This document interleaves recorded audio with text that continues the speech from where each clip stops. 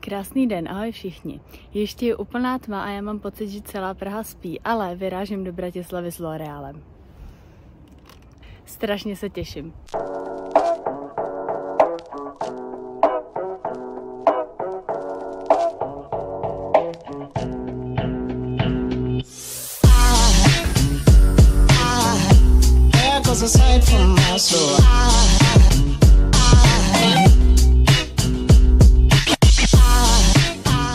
Tak ještě jednou krásný den, konečně mám na vás trošičku víc času. My jsme dorazili do Bratislavy, jeli jsme ráno z Prahy vlakem a přijeli jsme sem kvůli tomu, že je tady dneska závěrečný event v rámci Skincare Campusu od L'Orealu. No a dokonce mám celý hotelový pokoj pro sebe. V rychlosti vám ukážu, jak to tady vypadá. Je to tady úplně krásný a fakt si užívám ten čas sama pro sebe. Mám dokonce velkou postel a je tam i vana, tak to určitě večer využiju. Ještě vám ukážu, jak to vypadá tady. Krása.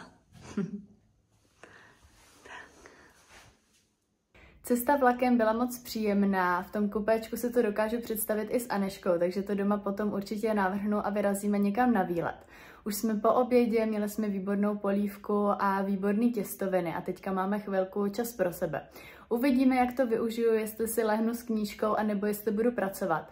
Jak se tak znám, tak si myslím, že zasednu k počítači. Jinak v Bratislavě je dneska úplně nádherně, je tady modro, tak doufám, že stihneme i nějakou procházku. No a večer už nás čeká promoce.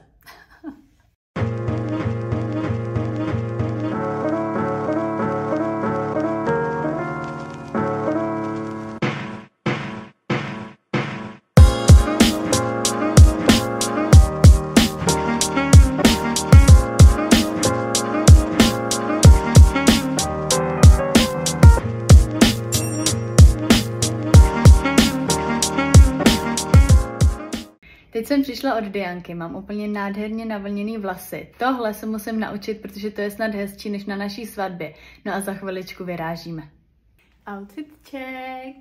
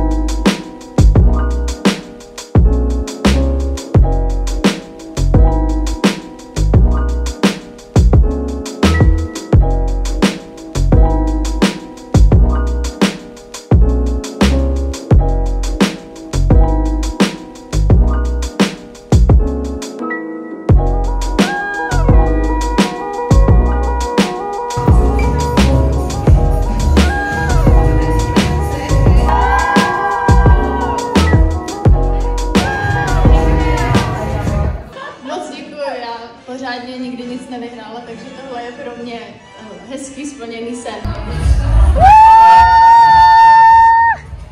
Jak se cítíte? Krásně. Dobrý.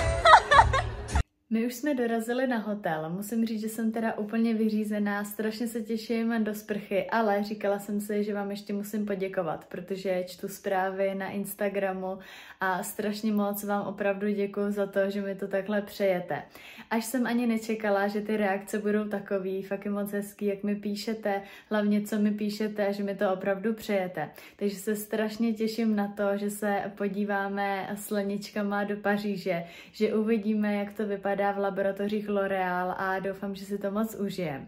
Dostali jsme čepičky, šerpy a ceduly, ale tu tady teda teďka nemám, ale doufám, že si ji budu moct vzít domů, protože a to je krásná věc na památku.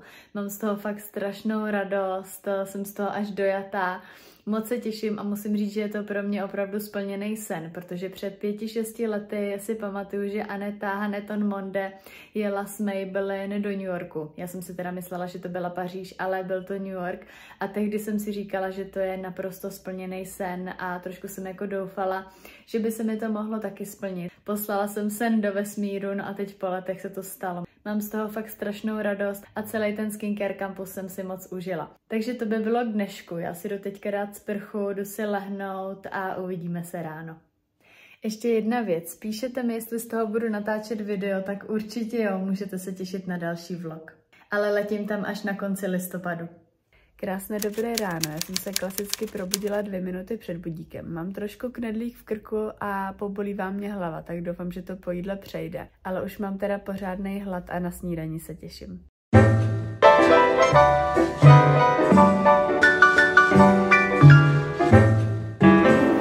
No a je to za náma, dali jsme si snídani, udělala jsem si skincare, trošku jsem se namalovala a teď už se chystáme na vlak. Čeká nás asi 5hodinová cesta, ale docela se na to těším, protože mám sebou knížku, tak doufám, že ji otevřu. Ale musím se přiznat, že se strašně těším domů na Honzíka a na Anešku. Už mi volali a měla jsem úplně na krajíčku, no. Ale fakt jsem si to užila.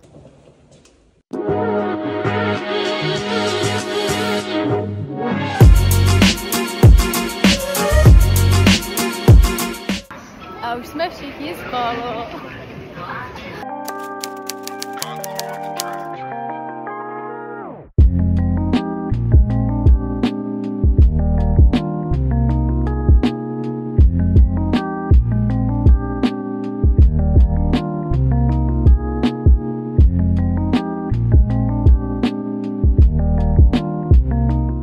Tak jsme to zvládli i s Aneškou. Já jsem se včera zapomněla úplně rozloučit, takže mě dneska napadlo, že na to ještě navážu a natočila jsem vám event knajpu, kde jsme dneska byli s Aneškou, takže to jste mohli vidět záběry předtím. No a ještě než tenhle vlog ukončím, tak jsem vám chtěla ukázat moje vlasy. Teď už to mám teda dost spadlý, ale dělala jsem si vlny a takovým tím páskem od županu. Já si vůbec neumím upravovat vlasy a tohle je za mě úplně super. Vlasy to tolik neničí a myslím si, že to vypadá dobře. Až použiju lak nebo něco, tak si myslím, že to opravdu bude i držet a mám z toho strašnou radost. Hned po ránu jsem vám ty vlasy ukazovala na Instagramu, takže vám sem možná hodím záběry, protože tam bylo vidět, že jsou opravdu moc hezký. Takže z toho mám strašnou radost. Ještě jednou vám moc děkuju za všechny milý slova a co se týká Paříže, strašně se na to těším, vezmu vás sebou a taky, co jsem vám slíbila, tak na Instagramu chystám soutěž, protože těch produktů, které mi dorazily právě v rámci Skincare Campusu, bylo strašně moc a já si je nechci hromadit pro sebe, takže to určitě můžete čekat nějakou soutěž. No a teď, když jsem byla na tom eventu, tak vám ještě ukážu, co krásného jsme dostali. Protože já jsem dostala i nádherný adventní kalendář. Adventní kalendář si spolu budeme určitě rozbalovat na Instagramu, z toho mám strašnou radost, protože já mám jeden adventní kalendář z e-shopu Krém od Invisibubble a ten dám Anešce, takže teď už mám i pro sebe, mám velikou radost, moc krát děkuju. No a potom mají spoustu novinek. Co už ode mě znáte, tak jsou dětské věci, ty jsem vám na Instagramu ukazovala, Aneška to úplně miluje. Co mě hodně zaujalo a na co se strašně těším, tak je tahle zimní péče. Tahle je konkrétně s vanilkou, mám tady pěnu do koupele a potom sprcháč, to fakt voní nádherně. Potom mají nově perly do koupele, taky se těším, vyzkouším a dám vám vědět. No a novej balzám na rty.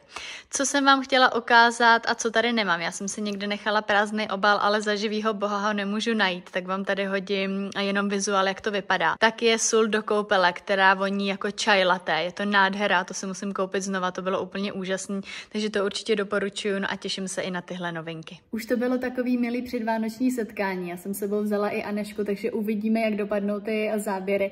Ale myslím si, že to nakonec bylo úplně v pohodě, že jsme to zvládli. To už je z dnešního videa všechno. Moc krát vám děkuji za podporu, za to, že se koukáte, za to, že mě sledujete na Instagramu. Jsem strašně moc ráda, že vás mám.